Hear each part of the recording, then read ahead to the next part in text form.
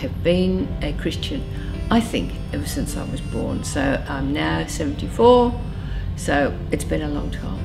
Well, I was fortunate enough to be born into a Christian family. It was only my mother and father because I'm an only child. I was only 3 when the war started, and when I was 4 I was evacuated, but I went with my gas mask and my teddy bear and my Bible storybook which had pictures, and I knew that if I died during the war, or my parents, which was far more likely, then we would be with Jesus, and I never ever had any doubts about that.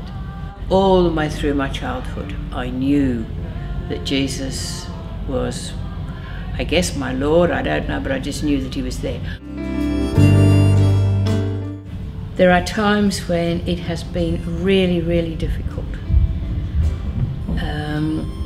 to remain true to Jesus. One of them was I was to be married, and I knew that Jesus would just be on the periphery. He wouldn't be able to be the absolute centre of our life, and so I called that off.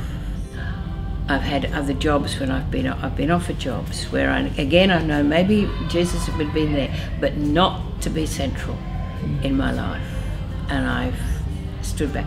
And I have had Christian people tell me how stupid I was, and that's very, very hard when your Christian friends tell you that you're silly, you're stupid, and they give you advice which is not Christ-centered.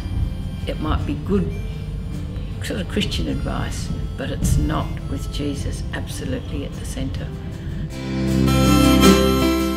You know, people have asked me, how do you know which is the right thing to do?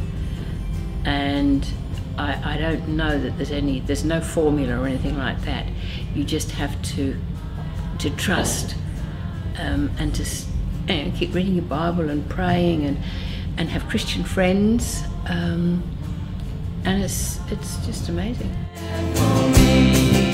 I can remember walking down the steps at Chatswood railway station, and there was a big text on the wall in a glass case, and it said, "Come to me, all ye that are weary and heavy laden, and I will give you rest. Take my yoke upon you and learn from me." It's the knowing that I'm yoked, that being yoked to Jesus is very important. You know, take my yoke upon you.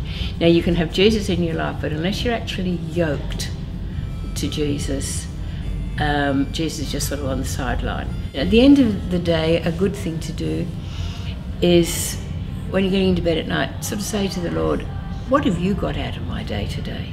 And then it makes you think back.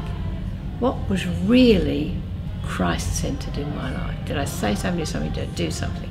Or have I just gone through the day being a Christian, but it wasn't really, God didn't get much out of the day?